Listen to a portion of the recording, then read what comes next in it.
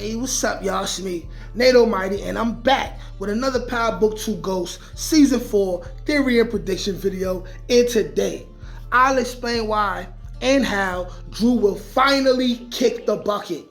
And it will be by the hands of our second favorite white boy after Tommy Egan, of course. And that, of course, is Brayden Weston. Now, we all have seen the new clip of Becca Weston unknowingly being kidnapped by Drew and Diana. Let's be logical. Although Braden has already killed 2 people, he has yet to even begin to become the savage that he is foreshadowed to be. That same savage that Tariq will question himself about whether he should kill him or not to save himself some trouble. And what incident would be the defining moment that takes Braden to the next level? Well, it begins with the kidnapping of Becca. But here's the twist. Becca will turn out safe and back at home due to Diana's help, but Kane will take it a step further and kill Trace Weston for reasons I will expound on later on in this video. And I'll explain how Brayden will get even in the worst way possible. An eye for an eye and a brother for a brother.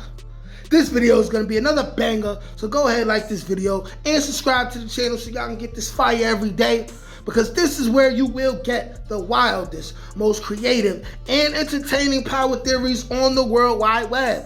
Also, if you're a power fan or power theory content creator, I'm looking to collaborate with some of you in future videos. I'd also love to get you guys on the weekly lives that I'll be doing after season 4 airs, where we can recap the episodes together and talk everything power, or debate if you want the smoke.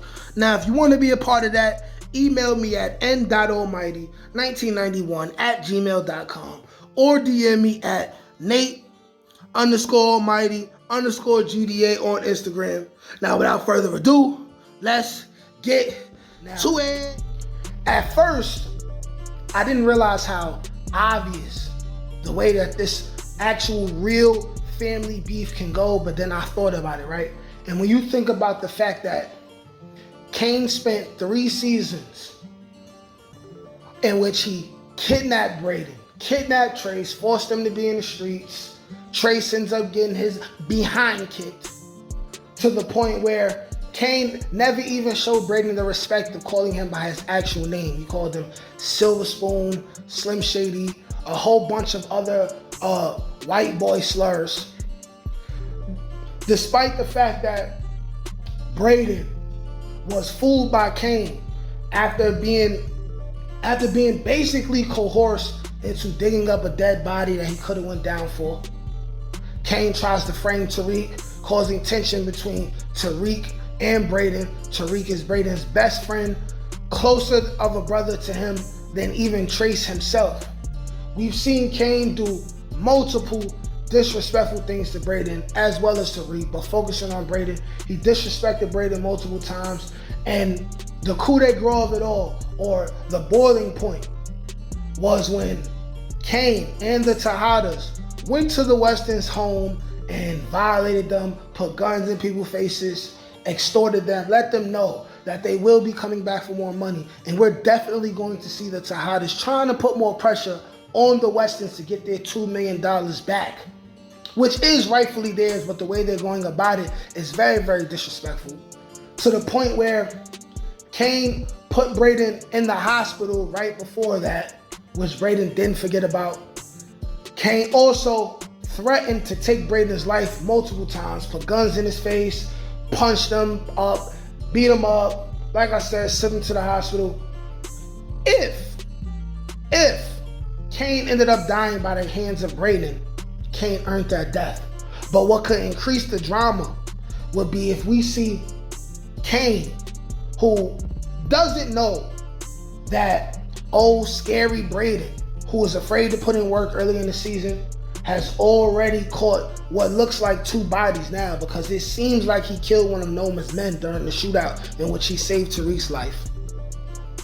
He does not know that Braden has already begun to exhibit the future savage within himself.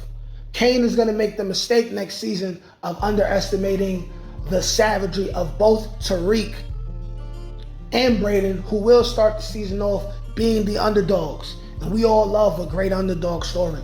There's only one thing for the underdog to do in the story, and that's to win and become the winner in it all. So let's propose how Trace could end up being killed by Kane, and then Kane could end up seeing or having to deal with Brayden killing Drew in response, okay? Now, you have Brayden, you have Kane, you have the Tejadas, you have Tariq's organization. So, in an effort to get the millions of dollars that are owed to the Tejadas from the Westerns, they could already be staking out and have eyes on the Westerns at all times going into season 4. You're gonna see Kane in a desperate attempt to make money. Being that I believe that they're gonna have some issues with the drug business, I think it's gonna be hot in the streets with potentially the Guaps coming for the Tejadas, with potentially extra Costellos, with potentially Kai's organization. It's gonna be hot in the streets. Effie is gonna be the only one keeping their business going with the Course Perfect situation. So Kane is gonna be between a rock and a hard place, and he's gonna think it should be a fast time for me to get the money I need that we can pay no more off with if I put even more pressure on the Westerns. And this is where Kane may take it too far. But Becca will make it out alive. Even if she ends up getting pistol whipped or punched in the face or something like that, Becca will make it out alive. Becca and Diana will probably have developed a friendship by that point.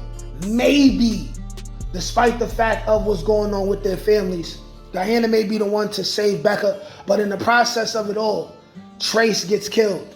Potentially even you could see Trace cooperating with the police, but it's pretty safe to say that what happened to him before when he cooperated with the police the first time was less serious than when the Tejadas ran up in the house and they got extra disrespectful. So it's safe to say that Trace is definitely going to be cooperating with the police, which will warrant Kane to even be more motivated to kill him.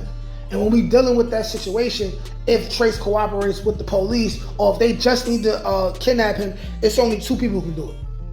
Kane or Drew. Now, being that Drew had way less involvement with Braden and the Tejadas, from a story plot standpoint, it would make more sense and it would up the stakes and it would be more drama filled if Kane is the person who deals with Trace. So now, for whatever reason, Trace ends up getting killed by Kane. So now you have Braden, the savage, the new gangster on the block, who already has shown you during one of his last scenes with Kane that he really hates Kane now. When Kane was flashing the stolen watch that he stole from, I believe, well, it was either Trace or Brayden's father, and he was flashing the watch in his face. What did Brayden say? Brayden said, "I will cut your hand off. I'll rip your arm off," or whatever he said. Brayden, and right then and there, hold on with Brayden, that was after he already caught his first murder, which Kane has no idea happened, okay? So he thinks Brayden is still the same old silver spoon, scared to put in work. He's under the impression that Brayden is always going to be that person. After Trace gets killed by Kane, Brayden is going to get his get back. And the best way for him to do it is to be looking for Kane, can't see Kane, and then he sees Drew, catches the drop on Drew, and it's just like this. An eye for an eye, a tooth for a tooth, a brother for a brother. And then without even trying, Kane would have set the catalyst for what ends up being Drew's life being taken away, because best believe Drew's not going to make it. They've pretty much exhausted what they could do with him. They had him be smart in the beginning where you thought he was going to be the guy. Then they had him become stupid. And now Kane is first of all, he's the more popular character, and he's the older brother, and he's smarter now. He's going to be the leader of the organization until, I don't know, if you find a way to set him up to go to jail or something and take control, or Monet takes back control of the organization, or whatever the hell. But what would be more epic than having Kane kill Trace and then Brayden get his sweet, sweet revenge by killing Drew? What could be better than that? I think we definitely need to see that. There's only a few ways where you could get rid of Drew, where it would be epic to see how other characters are developed after it. There's only so many ways where Drew or Kane can be taken out, where it would be like epic, like great moments in cinema history. And that's if you have Kane kill Trace, Drew is killed by Braden in revenge. Or you have Tariq kill Kane, but if you're gonna have Tariq kill Kane, then you would have to push it back some because we know they want to keep Kane around for a while. So in my opinion, I ultimately feel like Tasha and Monet, they're gonna come together at the end. They're gonna take out Noma, and then they're gonna say, kids, stop fighting. And I think they're all gonna try to get along with each other again, even though it's gonna be separated. But I ultimately think that Kane is gonna become the third man. Like Kanan was supposed to be the third man with Tommy and Ghost before he was set up. And I think that would be even great. And you could replicate the issues that Ghost and Tommy had with choosing the right or wrong people to deal with. When you have everyone squash their beefs because they had a greater enemy, and then they found reasons to still deal with each other. And then you have Tariq take Kane back in, and Brayden have an issue with that. And Brayden's like, hey, you know Kane violated you too. And he killed my brother. I want to kill him, don't you? He tried to set you up for the murder of Ramirez. Why are you dealing with him? And then, you know, Tariq doing what Ghost would have did and say, yo, it's good for business. We need him. And if he crosses the line, we'll just kill him. And then you can have him earn his death later. Maybe later on, you know, Kane crosses them for one more time. And then either Braden or Tariq do it, or they both could be standing side by side and they take them out together. But y'all let me know what y'all think. Am I reaching?